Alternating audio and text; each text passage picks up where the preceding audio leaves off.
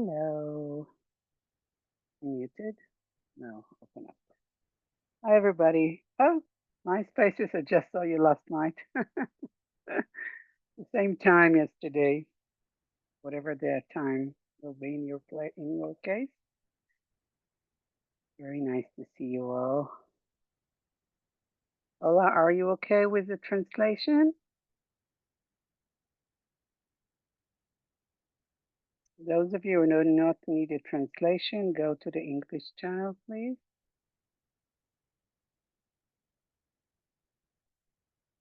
Okay. So we started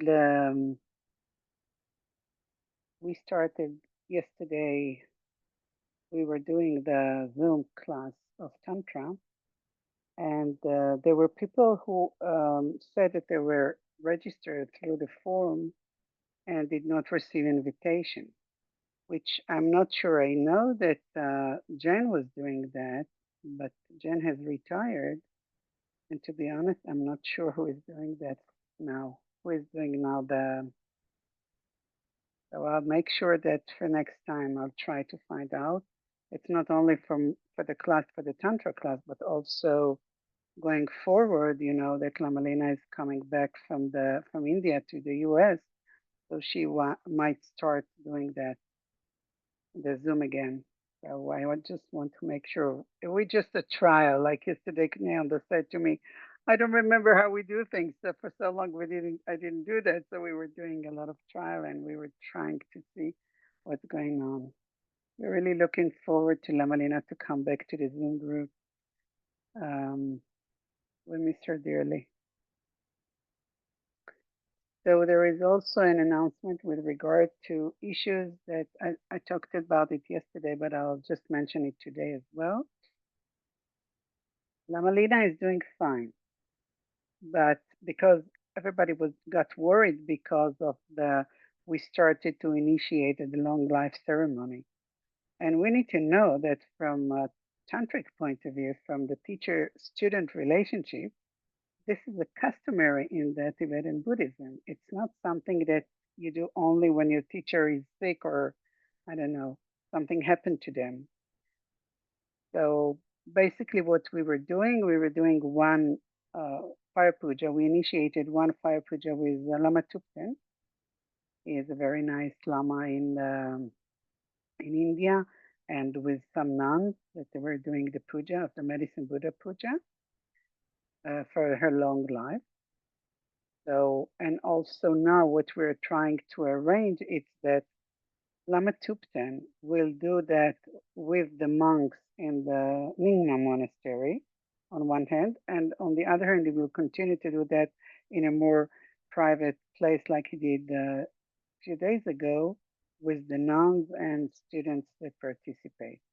So we're trying to see if we can do that at least once a month, if not more than once a month.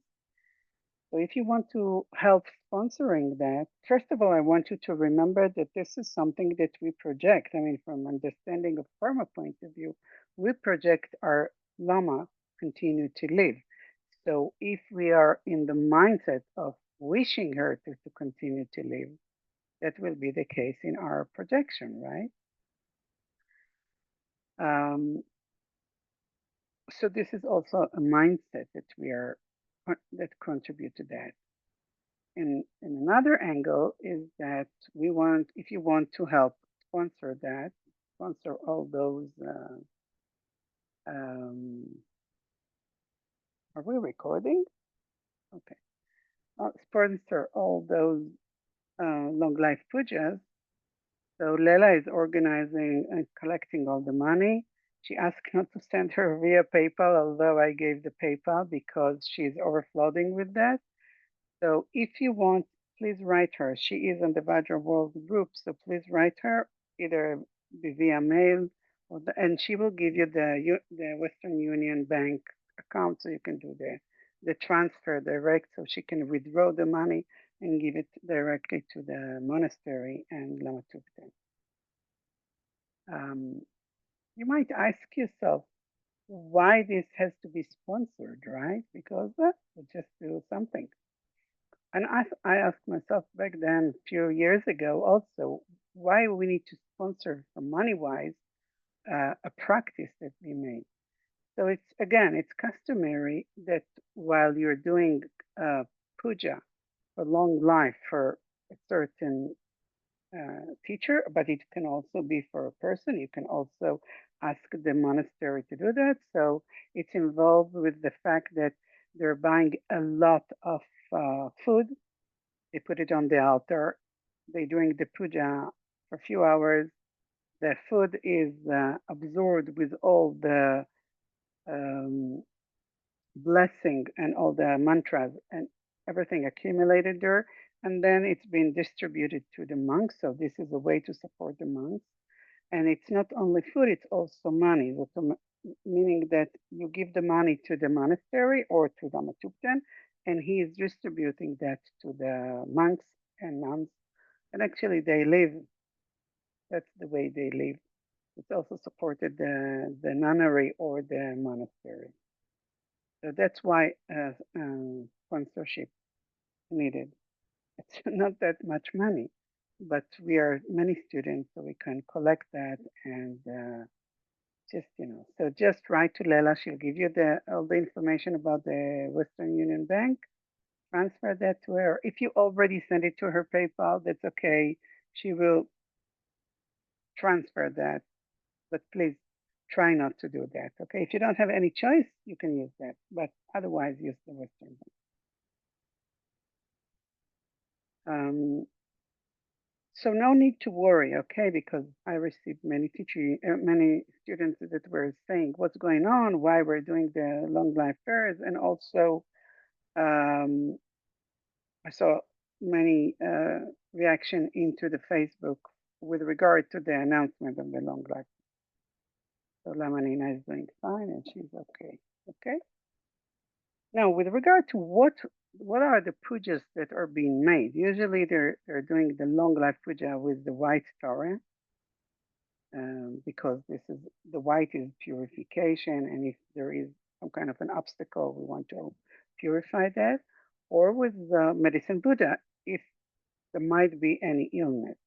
As you remember, Lamalina was ill. She was sick, I think. I don't know, it was 3 weeks maybe ago. She's okay now, but she was sick. She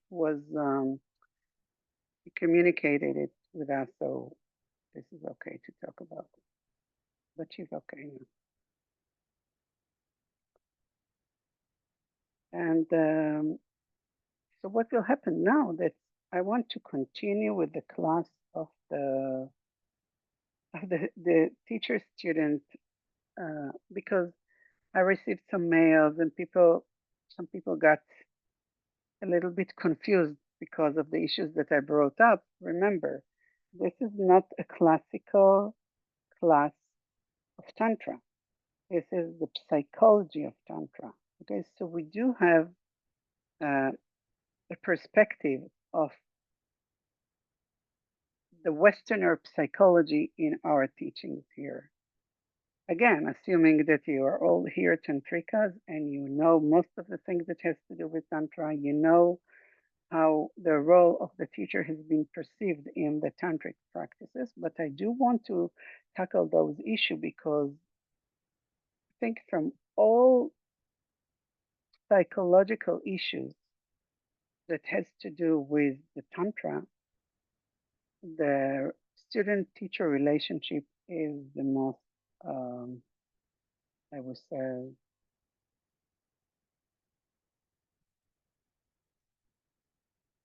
not challenging. It's prone to have issues. Okay, it's prone to have issues, and I've seen that with all my friends. I've seen that also with myself. I had a lot of stories from my teachers and their teachers. So this is an issue that we don't want to hide. We want to continue to investigate. We want to continue to be open about it, to talk about it. Again, not to talk specifically about a specific teacher, but being open because usually because of the vow that we have and it's customary not to criticize and not to challenge the teacher, because we do have a vow for that. So the community is not open to talk about things that are happening. We are um, feeling that something is wrong with us because, as we have been taught, the teacher is the Buddha, is a Buddha. So whom we're going to talk. So please feel free to share here your concerns. First of all, you know, you're hidden behind my uh, my face on the screen. Nobody sees your face. If you don't want, I will not call your name. And also, when you talk about the story, don't mention any sangha, don't mention any monastery, don't mention the name of the teacher. You can be open about that. And it's very important because otherwise, where would you open that? And the perspective that we are giving here is not a perspective that has to do with, I would say, strictly um, tantric perspective. And also, I rely on His Holiness the Dalai Lama that got involved in all those issues, and he really warned us. I gave you the quote from his book last week.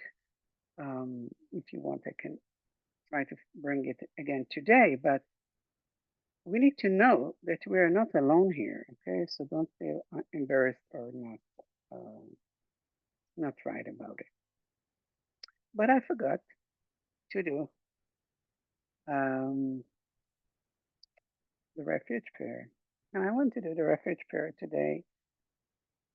Um, Pay homage to my whole lineage, but especially to the Gaelic tradition, and I'll explain to you later on why. So let's go for the refuge. Try to see your teacher in front of you, going up in the air, laying on your head, looking around, feeling you, looking at you with those beautiful, loving eyes. And let's pay homage and take refuge. Sangye chudang soke soknam la, dang chu badu dakni ketsu chi, daki chi soki pe sonam ki, rola penche sangye chupa shu. Sangye chudang soke choknam la, dang chu badu dakni ketsu chi, Daki chinso kipe sonanki, yola penche sange chupa sange chudang soke chaknam la, jangchu badu daki gyatsu chi, daki chinso kipe sonanki, yola penche sange chupa. Now you see the teacher goes down into your heart chakra. They stay there and they stay with you. And you become the Lama and you become the teacher. This is not something which is external. You become the awareness because that's what the teacher is actually representing. He or she represents the awareness that we're trying to develop with our practice. So last week we discussed the fact that in the traditional tantric perspective, the role of the teacher is actually, I will say, to give us the map. He or she can give us the map, and this is the map that if we are follow their guidance, we will get to enlightenment. Okay, we cannot get to enlightenment. We don't know the way. We don't know the obstacles. We don't know. So we do need this map. So this map is actually something which is very valuable. Just imagine to yourself if somebody will say to you, there is a map to a very very expensive treasure. And in order to get to this expensive treasure, you need to do that and that and that. And you're being given the opportunity to receive that. So would you do that? Will you do what is needed in order to receive the map?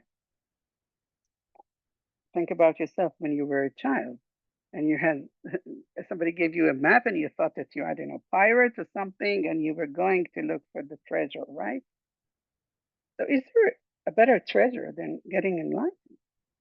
I guess that if you're here, you're a captive audience for this issue, right? Because we do want to get enlightened. Now, what happens if we are supposed to see our teacher, the one who gives us the, the map to the enlightenment path? We're supposed to see them as Buddhas because they have already made the path. They already went through this map. They overcame all the obstacles. They have gained realization, and some of them also not just gained the realization. Some of them also um, achieved the perfect enlightenment. And all of a sudden, something happened with the way I perceived this teacher. And until yesterday, when I was devoted, idealizing young lady who is idealizing all my teachers, all of a sudden there is a change. So usually in the traditional um, teachings and scriptures, when understanding karma, so when there is a change in our projection of our teachers that until yesterday they were idealized and been Buddha, and all of a sudden I see their flows. So it's pointing out to me as a practitioner, right? That's what the scriptures say. Go and purify yourself because something is wrong with your projection, because you need to see the teacher as a Buddha.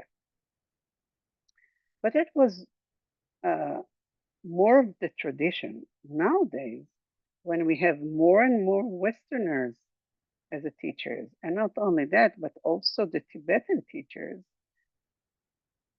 that came out of Tibet, they came to the West, and as His Holiness used to say, they've been spoiled. That's his quote. It's not me. I'm quoting His Holiness. Okay? They've been spoiled. What does it mean to be spoiled? It means that most of the teachers that now part of create their own organization, not only creating the organization that supports the Dharma, creation the organization with in their form. I mean, in the way the culture they create a new culture in their organization, and that's really interesting because we don't know. We as Westerners, we don't know how was it back then, right? We don't know.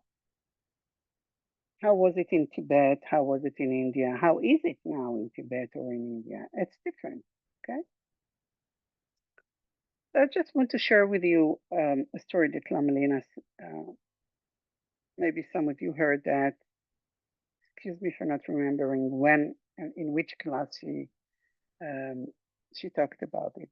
But she spoke about a young Chöku'i that was recognized when he was very young.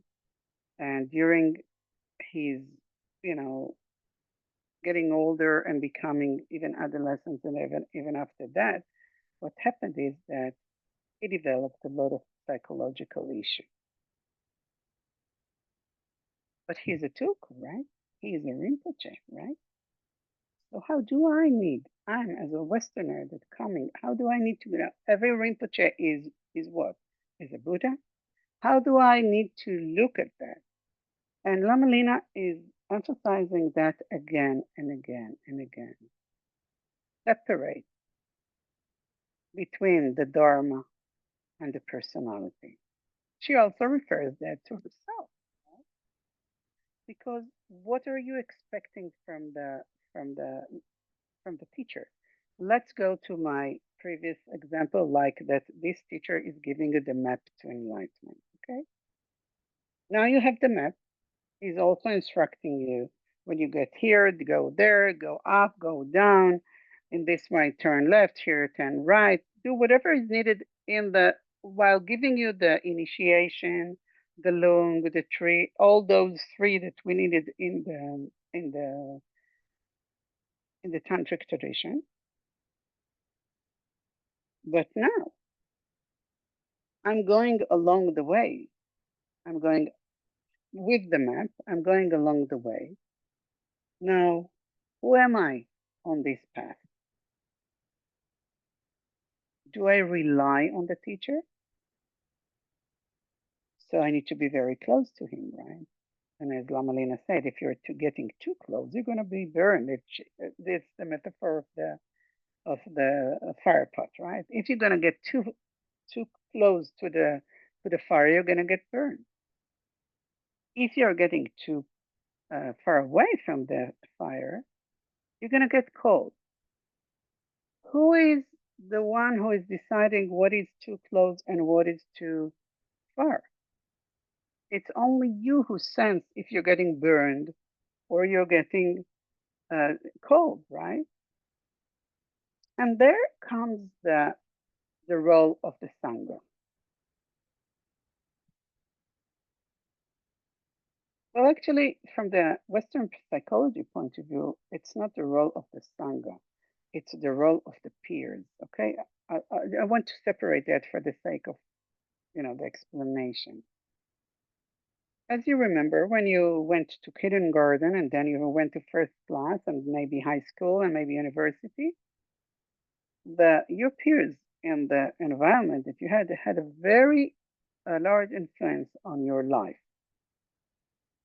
We were always in the Western psychology. We relate to this need, the need of our psychological habitude in order to rely on our friends, but it also influence of our friends. So, what happens when a teacher has issues and he has, let's say, entourage or attendants, and they have issues? They're not enlightened.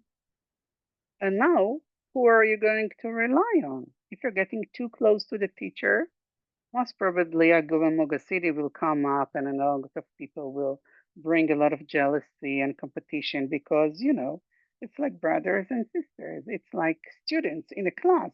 We want the teacher to like us. We want the teacher to love us, especially if we project on the teacher our own individual psychological issues that came from our family. Okay? So what are we going to do about it? First of all, I think not many of you heard this teaching. It's not my teaching, it's the teaching that I received from many teachers, amazing teachers that are also lamas, but also Western psychologists, psychotherapists. So maybe this is the first time that somebody is relating to that, I will say openly. Okay. There's nothing wrong with you. If those issues comes up, nothing wrong with you. Please remember that. Those issues, the ups and downs, getting too close, getting too far. I think that last week when we discussed something, Joanna, I think you brought it up that I'm not too close to my teacher. There is a reason why you're not. I mean, and maybe this is the perfect place for you and for others because you have some kind of a fear or you have some kind of a shield that you feel that you need to protect it from something. I don't know from what, but from something. Maybe I'm gonna lose myself to somebody else. Maybe this devotion will, I don't know, will break the family. Maybe if I will do, I don't know, stupid thing. Maybe I heard story. Maybe I'm afraid that, you know, I don't know. Maybe I'm afraid I'm gonna die in this path. Maybe. I don't know what is the fear. I don't know what is the concern. But please be aware that having those concerns, it's not only legit, it's actually, I will say, this is something which is I can promise you that will happen. Unless, you read the books and I don't know, maybe hear the videos here and there, not having engaged in actual Guru Yoga or not really engaged in actual walking on the path. So promising you that those issues will come up, it's a reassurance that if this might come up, what do you want to do about it? So first of all, what I thought that it's important that I'll bring to the table is that those issues do not apply that something is wrong with you. Please remember that, okay? Remember, there is nothing wrong with you. Now, if you understand and you don't criticize yourself and you don't judge yourself because usually that's what we do, and you don't feel guilt about it, so what are we going to do about it? Now that we're having an awareness of it, how can we um, I don't want to say confront that because confronting is something that might create some kind of strong attitude.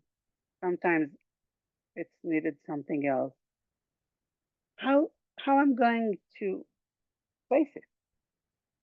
First of all, within myself, okay, being brave, put it on the table, either to myself or maybe to somebody who is close to me. Now, what about the concern? If my best friend is I don't know, my Vajra sister or my Vajra brother, and they are my best friend, and we are together, how can I talk to him or to her about that? That will be breaking the first vow, right? Not to criticize the teacher.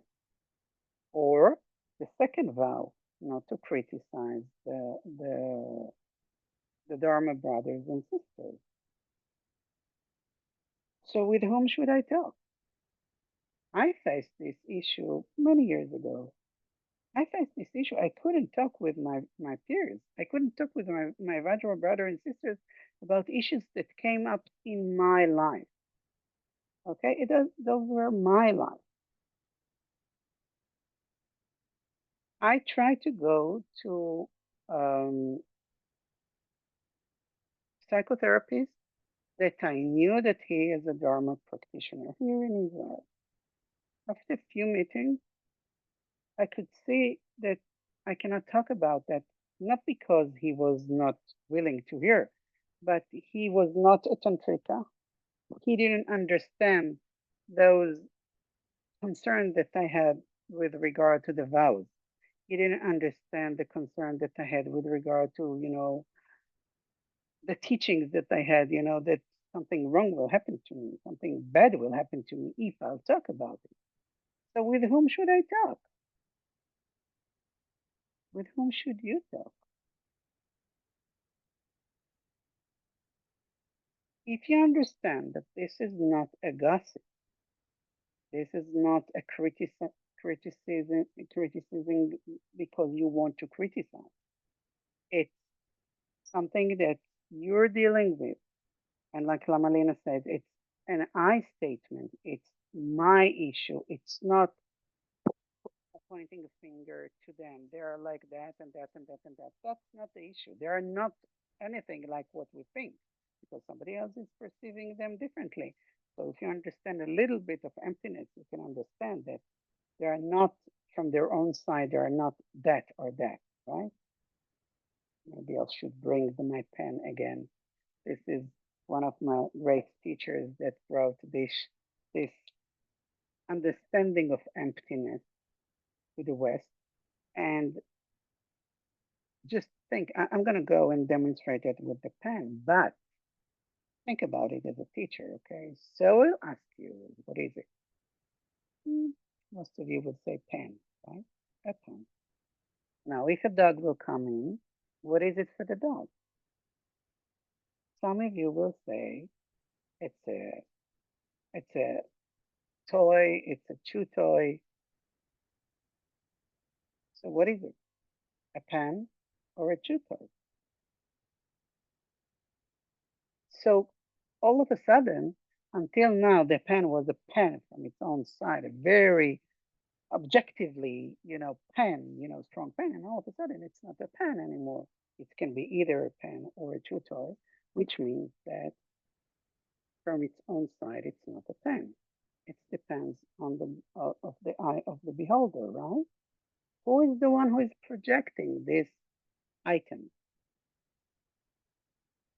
So we go another level, another level saying that, okay, so if this is already, we acknowledge that this is not a pen from its own side. So if we are now bringing to the room 100 dogs and a one person, what is it? Some people say if there are 100 dogs and one person, so this is a chew toy. Is it? Is it for the person a chew toy? It's still so, majority doesn't count here because it still stays in the eyes of the beholder. So then we go even to another level of understanding of emptiness.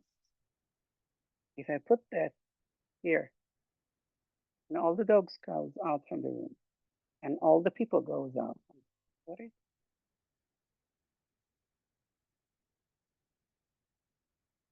You have an answer?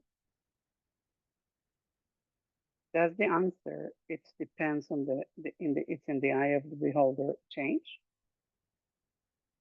but there are no eyes there. Who sees that? Who projects that? Who labeled that? That's the first feeling that we have of emptiness, understanding that this is not a pen from its own side. And let's go to the teachers. I have a teacher, and I think he is the most smart, Buddha, compassionate, loving person on earth. My friends came, and she or he says that he is, he doesn't understand what she says. He is teaching, I don't know, a false dharma, and he abused this and this person. So this teacher is what? Is he a Buddha or an abuser?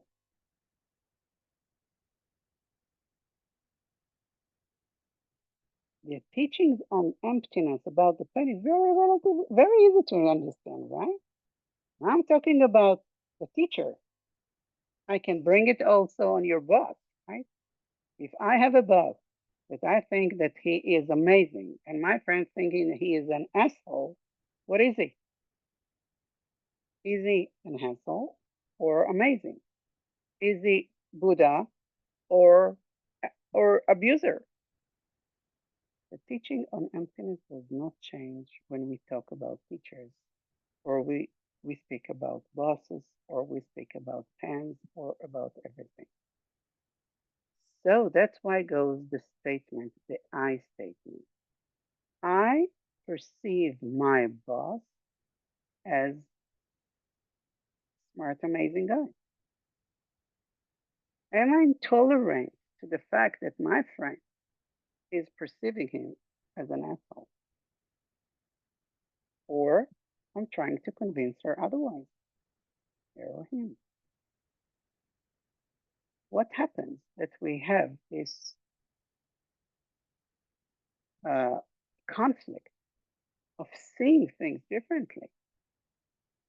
You remember the we screened last week the teachings that Lama Lena gave about words, and she spoke about tribalism, and this is that's what we're trying to do. We're trying to convince other people that something is a pen or a toy.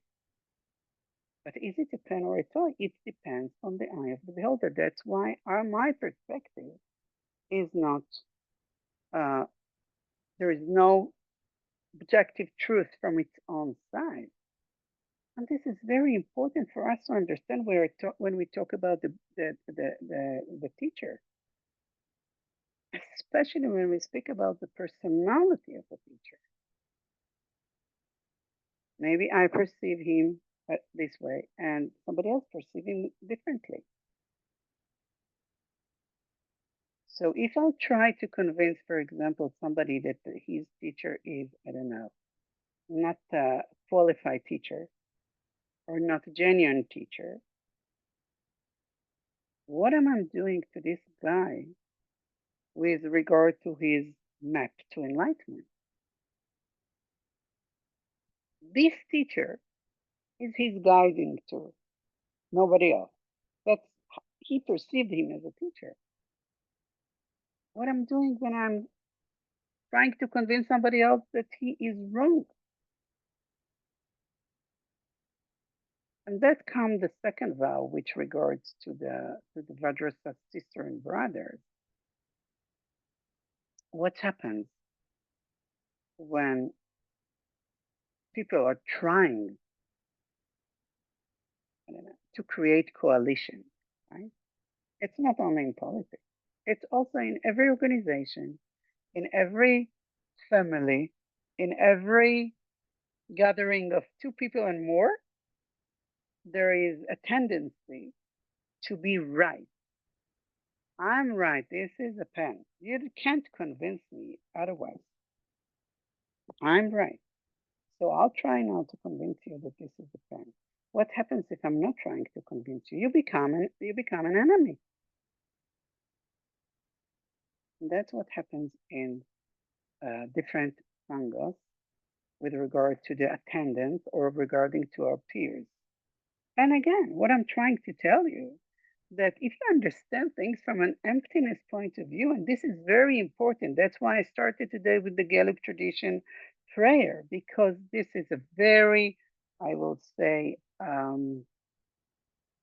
hardcore understanding of emptiness from the Gaelic tradition. My teacher that taught me that said that you need to repeat understanding that again and again 10,000 times. 1,000, it's not enough. 10,000. Because every time that I go to, I don't know, to the supermarket, I drive my car, I forget about the emptiness of the phenomena around me, especially this guy that just crossed me in the street, right? Or my friend called me and she said, she said something about somebody, and I forget that her view about him or her has nothing to do with my view on him or her. And she's trying to convince me that she is right, that there is an objective truth here that she holds or he holds, right? Have you been in this situation in your life, in your family, in the organization where you work, in school and university? So why do you think it's going to be different in Sangha? Because we are so naive. We think that if there are teachers and there are peers, Vajra brothers and sisters, and we're in a spiritual environment, so everything is lovey-dovey. Everybody will be so nice and warm. They don't have any flaws. Not the teachers, not the peers. The personality doesn't recognize this issue that we have some kind of idealism in our mind with regard to sanghas. Now, it's very nice, but what happens to us when this idea or idealism just breaks down from some reason, either the sangha or the teacher?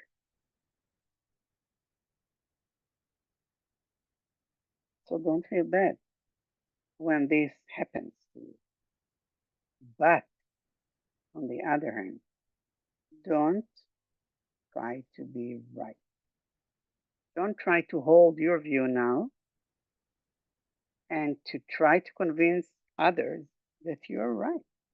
Remember, 100 dogs were in the room. What was that? Was that a toy only because there were 100 people?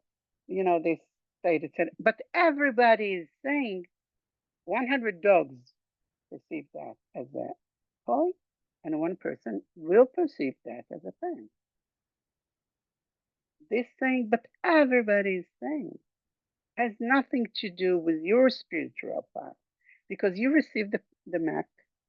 You're going now through the path, and what will bring you off the path, believe me, I've seen so many people that happen to them. What will take you off the path is trying to be right with regard to this issue. The rightness is the worst enemy of a spiritual path, not the teacher, not the peers. My perspective of that I need to be right. Now, this is not only Westerner perspective, psychology perspective, but also we brought together the traditional tantric perspective of emptiness. But usually we don't look at our teachers as uh, from a perspective of emptiness. We look at them from a perspective of, you know, some kind of idealism that we're trying to create in order to meet the surface that has been taught to us by the scriptures.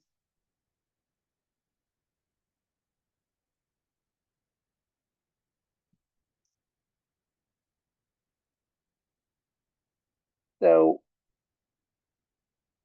so what we're saying is that the guru-student's relationship in Tantra, from a psychological point of view, are very charged. Those charged. I mean, you cannot just, say, oh, okay, I'm not going to go with to deal with that because it invokes a lot of archetypical dynamics issues. Like, for example, what I project on my mother or my father, and this ideal guru that I just, you know, um, met, I project on them the ideal self of myself. That's from psychological point of view. Now, what happened to me? I saw so many crises. People went off the path, and people got not only that, got into a very deep depression. Not because the teacher did something, maybe because the it was a breakage in their ideal perception of this person. Maybe it was a breakdown because something happened with the peers. So what are we going to do about it? Where do you go to talk about without breaking the vows? First of all, go to I state. Then it's okay to get off the fire for a while and take the time to digest that and take the time to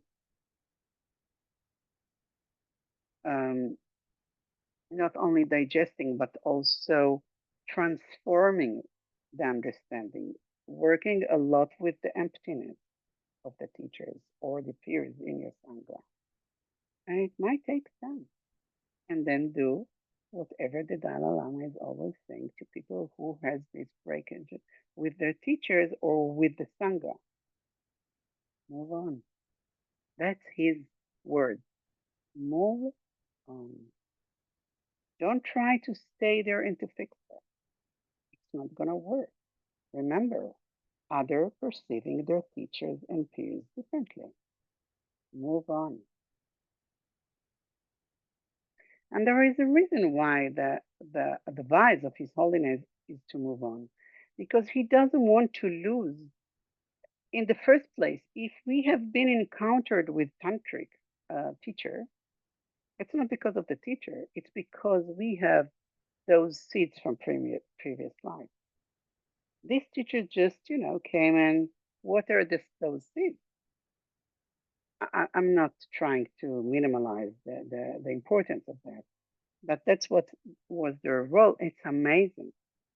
But maybe they're not the best gardener for us now. They watered that.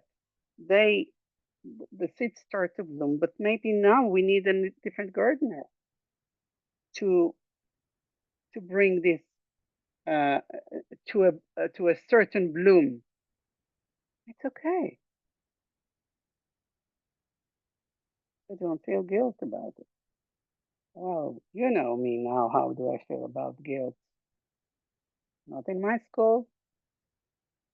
There is no way. The Nagyel, the divine pride of being the deity, trying to be the result, because we are on the path of results in Tantra. We're not in the in a different path. We are in a path of results. We are the results. We are the Tantrika. We are the deity. That's why we say instantly I become, I don't know, Vajrakilaya, but now I have this Tantra in front of me, or Amoghasiddhi, or I don't know, Vajrayogini, whatever you're practicing, right? What does it mean instantly?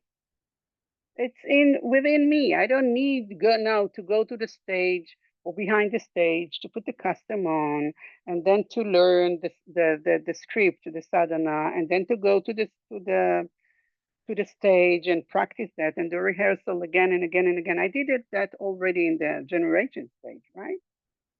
Instantly I can become this character. Instantly I can become this Buddha. So how can that go? How this beautiful, amazing character of the wisdom and the compassion and love, the infinity compassion and love and wisdom, and guilt. You know, I remember, I think one of my first uh, classes in Buddhism back then was that in Tibetan, there is no word for guilt. That was a class about the four powers of purification. Okay? There is a regret, but there is no word for guilt. Did you know that? That in Tibetan there are no words for that? Well, I can find at least 20 words for the equivalent to that in the Jewish, in Hebrew. Okay? So in Hebrew, we'll find a lot of words for that. So what do you want to do about it? Have you encountered those? Have you been, maybe it's not you, but did you meet a friend, you know, who was, who, or he or she were going through this crisis, I will say, or even maybe not crisis, but phase? What did you tell them? They were trying to be right, I'm sure, without being in the room with you and them. They were trying to be right. It's always the case. We are trying to be right. I'm not blaming others. I'm also not, being clean out of it. But I'm working on that from with mindfulness, with understanding of emptiness again and again and again. That's why emptiness is so important. So I know this is a very sensitive issue to talk about, especially when we talk about those hindrances, because the hindrances on our path holding the map is not the map. It's not the map. Yes, at the beginning, you see the first part of the road. Then maybe you climb on the hill and then you see a longer view. And then you continue to walk. And then all of a sudden, you're up on a very high mountain and you see all the way that you went and all the way that you have to go yet. And you have a different perspective, right? So the map, nothing wrong with the map. It's just about the perspective. Now, what happens if something just kick you out from the road? And there is nothing more devastated than being that realizing that something is wrong with this idealism that we did to our teachers or to the sangha or to our priests. Here's okay, the Vajra brothers and sisters.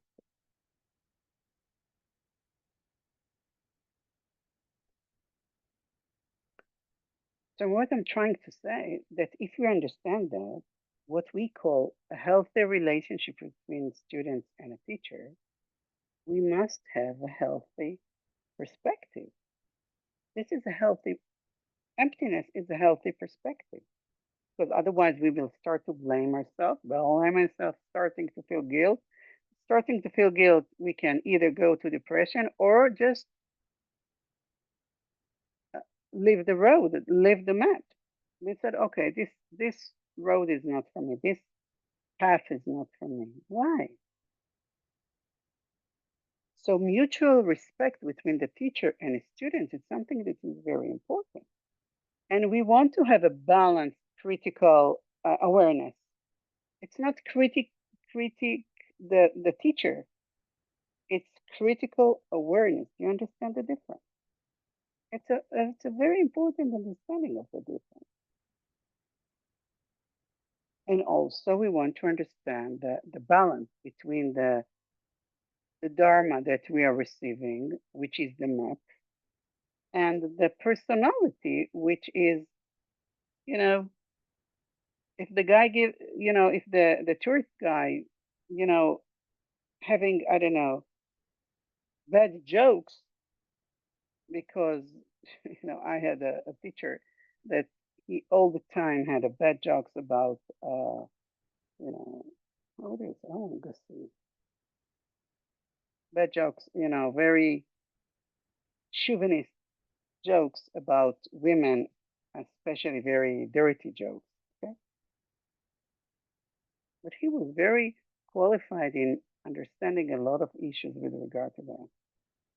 To be honest with you, I couldn't stay there and continue to listen to those jokes, to the dirty jokes. But I never blamed him for that. I said, okay, this gardener doesn't fit my needs for blooming. It's okay. Move on. This is the critical awareness that we're talking about. Do you understand? It's not he is like that and he is that and I'm like that. We're not going to change personality of a person. Mainly those who are not, in my clinic, I can see, changing personality is not an option, but sometimes changing patterns in the mind is this is what we work right in the Buddhist psychology. But it takes time, and we fall again and again and again. So don't feel guilty about it, okay? But you do develop a critical awareness, especially in the relationship with student teacher.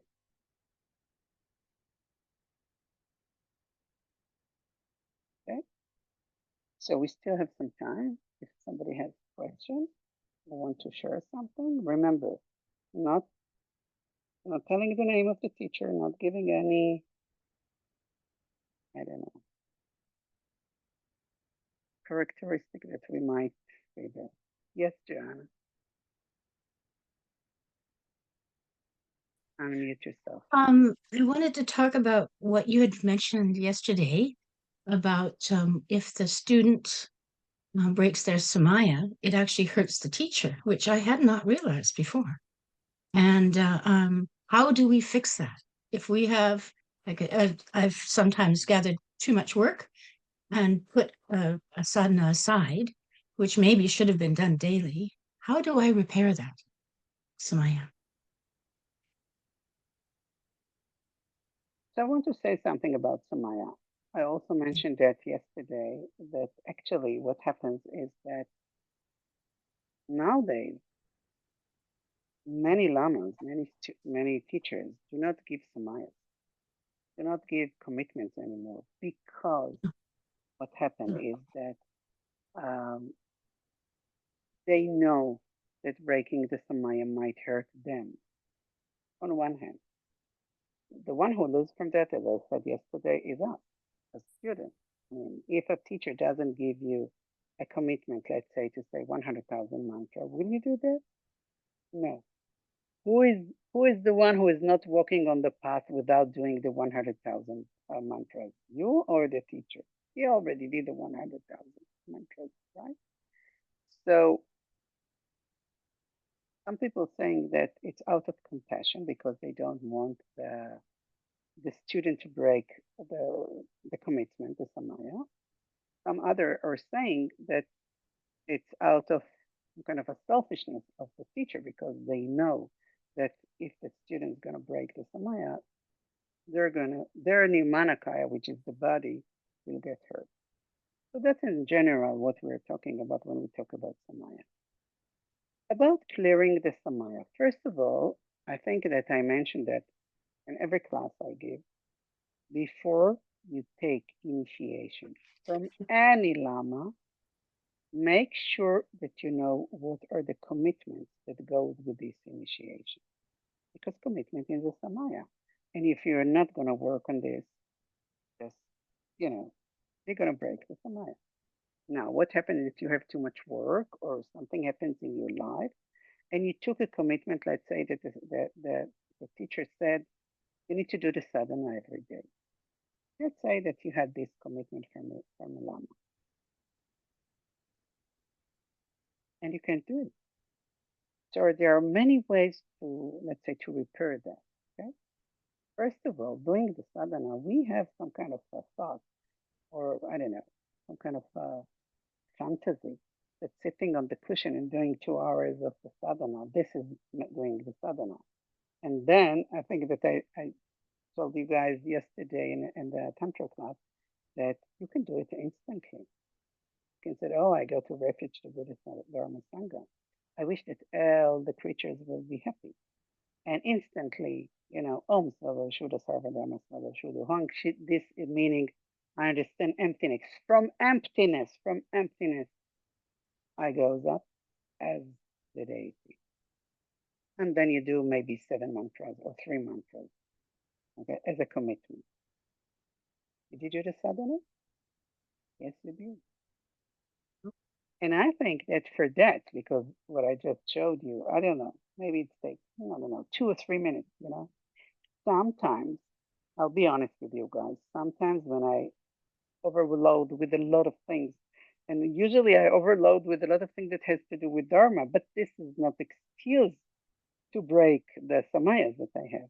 So sometimes, even when I'm brushing my teeth, I'm doing the sadhana before I go to bed, not to break it.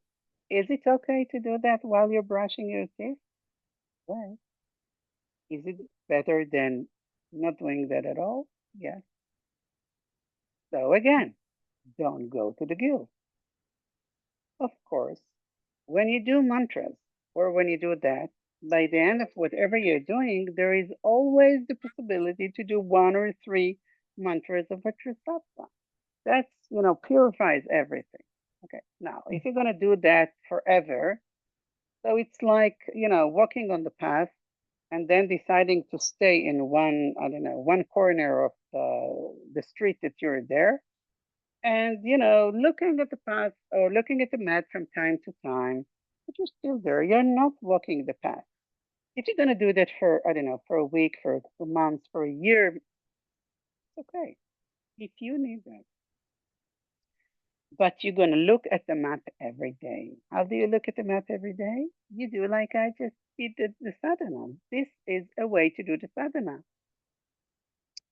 I remember when we organized, Lamalina and myself, when we organized the initiation, the online initiation from Gratitude Rinpoche about the Vajrakilaya. I don't know if one of you or maybe you were attending that.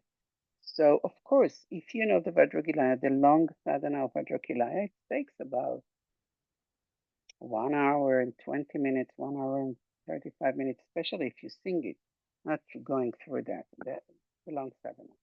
So at that point, Lamalina gave us 3 other sadhanas. A long sadhana of Vajragilaya from a different tradition, which is much shorter than the Brikun, then a medium size, and then actually she gave us 4, abbreviated one and a very abbreviated one. The very abbreviated is 4 lines. Going to refuge, bodhicitta, understanding emptiness, and manifesting as the Vajrakilaya. And then you can do the mantras. You can do, I don't know, it takes 2 minutes to do 3 or 7 minute mantras of Vajrakilaya. So you're still holding the mat. You're still holding the mat. You don't put it away. Okay? Again, leave the guilt outside the room. Not in my case. Okay, not in my room. And find a way that suits you. I think I shared with you guys previously. I practiced a specific deity for a very, very long time. And then I had an issue that has to do with this deity and some kind of relationship that I had, something that I wanted to break. And I asked my psychotherapist, he's a Lama also, Lama ropes priest. And I asked him back then, I said to him, what should I do? I don't want to break my samaya. And he said to me, I asked the same question His Holiness the Dalai Lama, and he gave me an answer. He said, okay, this deity, this map, he didn't say map, he said, this deity gave you a lot. Be full with gratitude to what he or she gave you. Put the sadhana up on the higher shelf. Tell her thank you, and the sadhana, thank you for whatever you gave me. And I will continue one day. I don't know if it will be in this life or in another life. So you can do that, but don't leave the map outside. Okay? If you don't practice a specific deity because you put it on the shelf for every reason, try to find another deity that you can practice and do it very quickly, like we did now. And don't forget the Vajrasattva. It's always a good way to release all issues that have to do with it's a purification. Of course, if I'll do Vajrasattva mantra every day and I'll do nothing, okay, what's going to happen? Nothing. Okay. So I hope it answer gave you some kind of That's good. an It's answer good. as to how. And a lot of the sadhas have Vajrasattva in there too Yes, as a right. cleanup, which is kind of good in Yes, a way. every sadhana is ending with some kind of mantra. One of them is Vajrasattva. Yeah. Okay, I also because thought that I could go back to that practice and do sort of a mini retreat with it as a way. I don't know. Is that just something I it's could like, do? let's say that you had a very good friend. The deity is Yeah. your best friend, right? So let's let's think that you had a very good friend, and all of a sudden you have to move to another country for some reason. And he said to her, "I'll see you." So when you meet her again, this very good friend, he or she, it's not just walking in the street and saying hi. You're gonna meet with her. You're gonna spend some time with her. You're gonna catch up. So doing the retreat, like you said, this is the catch up with the relationship with the deity is building up again. Also, in again in the Galuk tradition, if you had if you had initiation and you did the lerung, what it's called, sometimes it's called nearing retreat, the retreat that it's a closed retreat with 100,000 mantras, and then by the end of the retreat you did a fire puja, which is related to this specific deity. You have um, you have been qualified by this process to do self initiation. So you don't need to look at the internet and to find a teacher who is giving initiation to this deity on this day or on that day on that. The the self initiation takes time. It's about 6 hours. It might take 5 or 6 hours. It takes time. But then it's like you building the relationship again with this deity. Okay? So yeah, you can do the self initiation if you're qualified. You can do you can keep very short relationship. It's like ping the WhatsApp to your friend. Hi, how are you?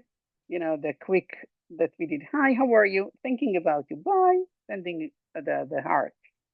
It's the same thing. And then when you meet her again, the deity, you can start to develop the relationship that you had before, and maybe even better relationship. Okay? All right. Thank you. Thank you. Very good. Carl, how Hi, are thank you? you. I'm good. I'm good. Thank you. Thank you for taking the question. I also just wanted to start by saying that this talk was extremely helpful for me. I just wanted to say thank you for that. I took away a lot of things to really chew on mentally. Um, I wanted to ask you for your thoughts regarding what you had said about, so I'm trying to still form words, but a Take your takeaway that time. I'm It's okay. taking from this is one is a key step of sort of maybe self-work, if you will, is identifying the existence of idealism, where if you notice that discord or suffering or mental affliction exists, identifying that the reason it exists is because you're idealizing, typically. Yeah, well, Um, it might be idealism. If you do sure, want to find the cause, you might, I don't know, project on the teacher something that has nothing to do with idealism. Maybe what, let's say, you don't idolize them, but on one hand, but on the other hand, you have an idea what was his devotion, and it just has right. nothing to do with devotion, right? So, And but yes, so idealism is mainly our problem with the teachers. and I'm kind of applying this to any relationship, whether, because in general any relationship is, they're a teacher to you in a sense, whether they're a friend or a guru or a partner, it's all, you know a learning experience. So I guess, like, you gave some very good advice about identifying the case where you're trying to prove yourself right, or catching yourself in this headspace of, how do I hold on to this fact that I'm right? And I think that when I reflect on that, I think I have oddly the same problem but inverse, where I tend to seem to try to prove to myself that I'm wrong. I have this sort of tendency to put myself into a state where I'm inferior, I'm incorrect, I must have messed this up, I must have been the problem. And I project myself in a situation where I look to try to prove that correct.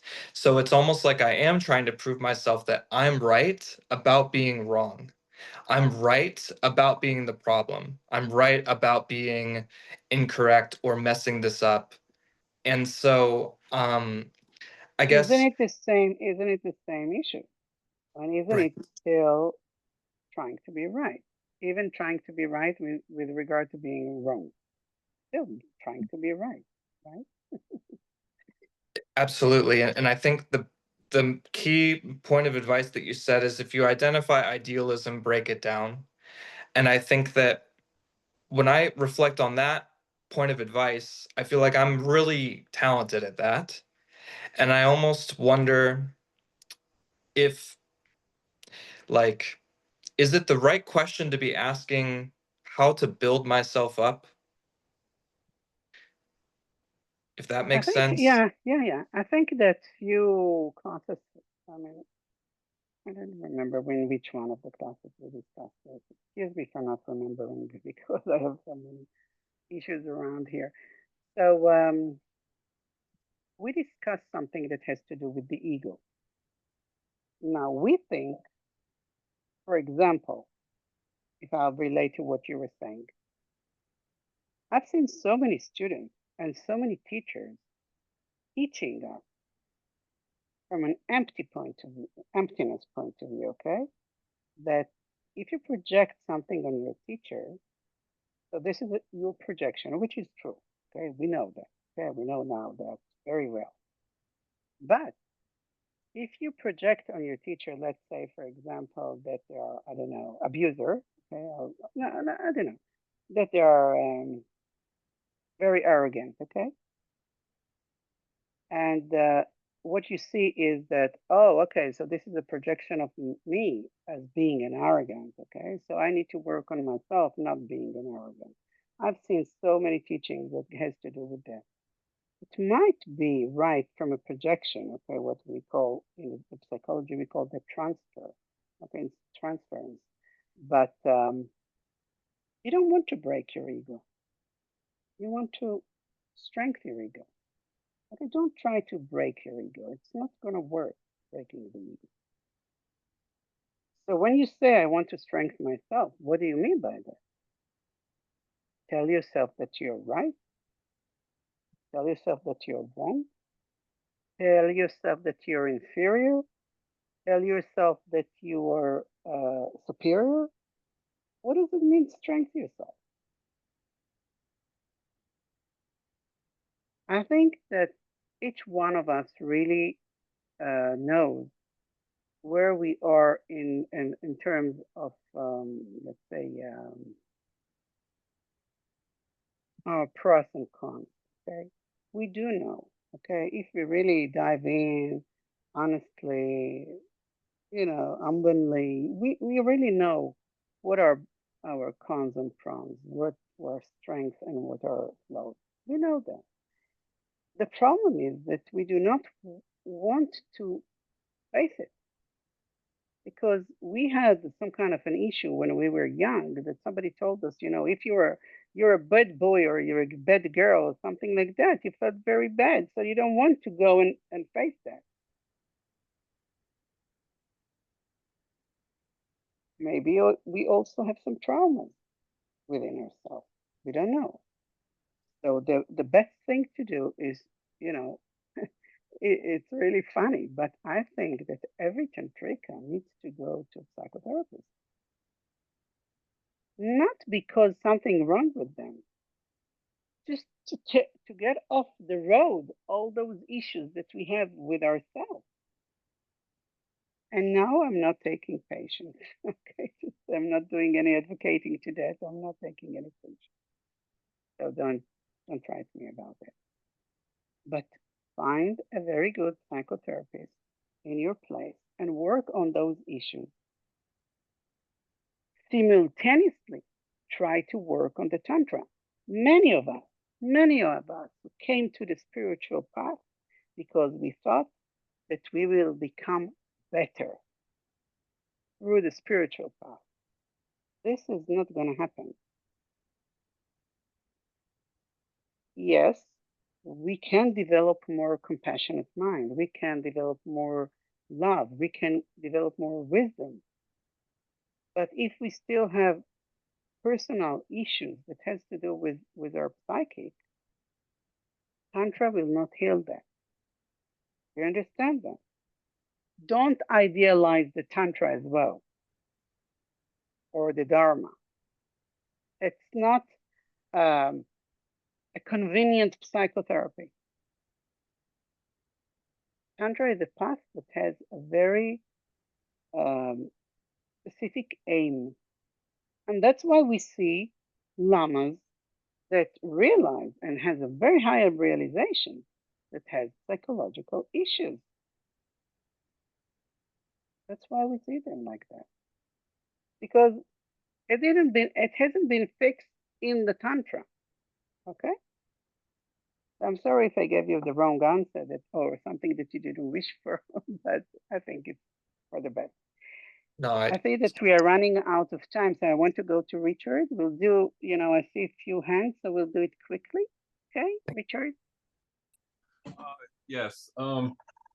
I don't, it seems like so many times I've studied emptiness and I studied it with another Sangha and I've read this about it, that, and the other thing. And I'm listening to your explanation today.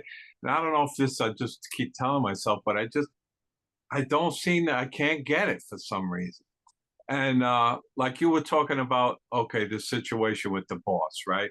That everyone says he's an asshole, right? Now, asshole is kind of I didn't subjective. say that everybody. Everybody. Right. I But said that now, you might so, think he's an asshole, but somebody else might think that he's smart. right. But And if now, there are 100 dogs, do not say that he is from this side, that's or that. You live in really, the because, U.S., right, Richard? yes, yeah, I'm in the You have Bronx. now a president that half of the People think he is an asshole, and other people think he is amazing. So what is he from his own side? Amazing or asshole? What do you think? Don't tell me what you think about him. What do you think? Is he that way or that way? He's an amazing because he's a Buddha like the rest of us. Okay. So what you did now, you idealized this from a very interesting point of view, but you used emptiness, which is nice. But now here's this. Here, let's do this now. Like we have in the program I'm in, a 12-step program, we don't use our last names. So people come up with nicknames a lot, right? Like they'll say, oh, just for a name, they'll say, oh, Angry Joe is speaking tonight, right? Oh, how did this guy come up with this name, Angry Joe? This guy is angry all the time. And he says he's angry. So it's a fact. He's angry. So they call him Angry Joe. Like myself, like suppose I'm angry. Wait. When you talk to me and we're using emptiness, there is no fact that he is angry. Even Nagarjuna says that. I'm just, hanging in high lamas, okay? You know Okay, the there's no story fact. about no?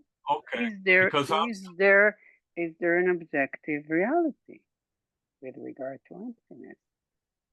So I'm not going to go now into an emptiness class. Maybe we'll do it in the future because that was one of my favorite subjects in the Gaelic education right. that I received. But maybe you want to think about it because as long as you believe in the an objective fact, strong fact that this is a pen from its own side, you cannot achieve enlightenment because you are Richard from its own side. And But you know, who is going to I be can transformed to a Buddha? I can understand that with the pen. But like if I'm angry myself, I come This to is the a Dharma. this Yeah, but this is a different issue. You came to the Dharma because you thought the Dharma will eliminate your anger. No, the Dharma will not eliminate your anger. What will eliminate your anger is the understanding of emptiness and understanding of karma. Because when you're angry, what are the results that you are planting in your karma? What are the results? So I'm not going to go into, excuse me, Richard, I'm not going to go into a karma and emptiness class, although it's my favorite subject. We'll go to Tatiana and think about what we just did. Okay, and try to do the pen exercise to yourself again and again and again. Maybe something will happen there. All right, Okay, Tatiana. thank you. Oh, hi, Dorit. My Hi. question is regarding what you're explaining about the therapy and the practice together. So the question is, how should one approach therapy to work synergetically with the practice, tantric practice, or any practice? Yeah, that's a very good question. When we go to therapy, you know, I'm talking from a perspective of a therapist, okay? Because when people are coming to my clinic for therapy, so usually what happens, somebody doesn't come to the to doesn't go to a therapy because everything is happen everything is okay in their life, okay? Usually they go to therapy because something happened, either some kind of a suffering. That's why the Buddha was so, I like to say he was the best advertiser in the world, because when he said about the fourth truth, he said the first one was there is suffering. I relate to that. I suffer. It doesn't matter from what I suffer. So all of a sudden I would like to buy whatever he has to sell to me because he understands that I'm suffering. And when you go to therapy, it's because you have a specific suffering. It doesn't matter where, in which area it is. It can be in the partnership. It can be in work. It can be in relationship. It can be in relationship with your body. Or it can be a relationship with a partner. It can be with a relationship with your mother or your sister, or I don't know, some kind of an issue. Now, I think that what Richard said, that he came to the Dharma because he had an issue with anger and he wanted the Dharma to heal him. The Dharma doesn't heal. Like the Buddha said, there is suffering. There are sources to this suffering. Do you know what are the sources to the suffering? The second truth? Karma and negative emotion. So if those are the sources, what we want to do, we want to learn how to eliminate them or how to work right on the karma that the projection of that will not be a chew toy, because if I will project that as a chew toy, I will be a dog. You understand that? So you need to understand karma, and you need to understand how to work with karma, and you need to work with your um, negative emotion, because those are the sources of the suffering. That's what the Buddha said. And then he said, well,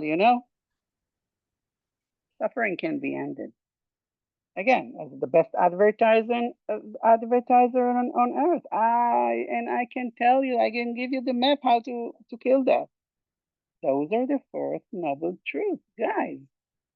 I mean, if you don't idealize now the words, and you go to understand that, that's what he said. So if you want to work, if you understand that there is suffering, and the Dharma will take time. Yes, actually, the Dharma can heal if you work on understanding karma and trying to rebuild your, let's say, the karmic store that you have, on one hand, to purify the karma that you already planted in this life and eon, and to plant new karma that will allow you to project that this is a pen and not a tutor, okay? It will allow you to project that the boss is amazing and not an asshole. We can do that, but it takes so long. It's not instant. It's not McDonald's result. It takes so long. So a quicker path is to try to work on a very specific issue with regard to our psychology, our psychic, on one hand, and on the other hand, work with what you have in Tantra. Tantra is a faster way than the Sutra, of course. In Sutra, you can do it in 300 eons, 300 lifetimes. In Tantra, we say that you can do it in one life. Of course, if you are a very high level Chow practitioner, then you can do it in Bhakti, so you can do it in Sensei. But if you can't, most of us can't, Tantra is the best way, and you're here. If you're drawn to Tantra, because some people not. Some people drawn to Sutrayana, which is perfect. Okay, so it will take them 300 years. Okay? Maybe at one point on the path, they will come to the hill and they will say, oh, there is something there. There is a house. I want to go there. And this house is, I don't know, a monastery that gives them the initiation for Kriya Tantra or Anutara. You can never know. So I think if you have a suffering in your life, like Carl said before, you can rely on Dharma, but you need to know that it's going to take years. You know how long it takes to change karma? Well, I'm not going to go into an explanation of karma. As I said, this is my one Yeah, of my my favorite my subjects. my approach, my idea is I just explained how I got to the therapy. Basically, I was trying to work out unconditional love with someone. Then I was explaining, talking to my lama, and she told me I needed therapy. So I got into Most of the teachers now, Lama Lena is also advocating. She said when she sees people that are having trauma, she said, well, you can work on traumas with Tantra. But I suggested you go to 3 or 5 sessions of EMDR. She specifically for trauma, EMDR is very helpful. Go and heal yourself with those 3. Where were you? Oh, here you are. Because something changed here, so I cannot see that. So go and change this in EMDR and continue to work with Tantra. So most of teachers now understand the value of the Western psychology, especially what we call the fifth wave, which is the fifth. It has the EMDR, it has the DBT, the CBT. And if you dive into it and you really learn that, it's all based on Buddhist psychology. It's amazing to see how it works, you know. Thank you. Okay, so we're gonna do now the long life prayer for Lama Lina. Um, I'll read it to you. If you have it, you can join me. Otherwise, we'll just do it. This prayer was written by Lama Candice, a Vajra sister from Wangdo Rinpoche with Lama Lina, and a very nice, very amazing teacher by itself. So she wrote it with our request, with students' request to her. She wrote it. Of the trillions of knowledge holders, the chief is the Supreme Ekajati. With sunshine-like activity, you pervade in everyone. Yes, into the pure wisdom magic of your heart. Emaho, glorious teacher Yeshe Kaitu. May you live long. Dokshan is the Dakini's twilight speech. Being firm and everlasting, you are the Dakini's primordial sound, gathering the liveliness of space in love. Yeshe Kaitu, may sublime ones and all those with the eye open at the end of the space watch over you, watch within you, watch as you, watch through you. I pray with the only prayer I know. Splendorous protectors of secret mantra, inexhaustibly protecting, all in the blazing expanse of luminosity, ripe with the splendid fruits of benefit to all. May your fortunate disciples shine forth abundantly, subsuming all worlds, singing song of a glittering auspiciousness, your flavorful essence of unmistaken wisdom, its marvelous nectar directly, quenching all thirsts right here, being the great comfort of living what you teach. Gewadihi Yurdudan Cheheti Salam Gopashi.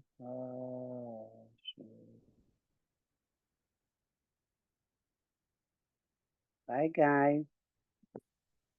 Thank you. Thank Next you. week, we will also have a different message, but next week, we will start our class in 1 hour later. Okay? So it's usually 6 o'clock in Eastern Central Time. So it's going to be 8 o'clock 7 o'clock in Eastern Central Time. Okay? We'll make the Okay. announcement for the time. Thank you Okay. so much. Bye Yeah. bye. Thank you. Thank you.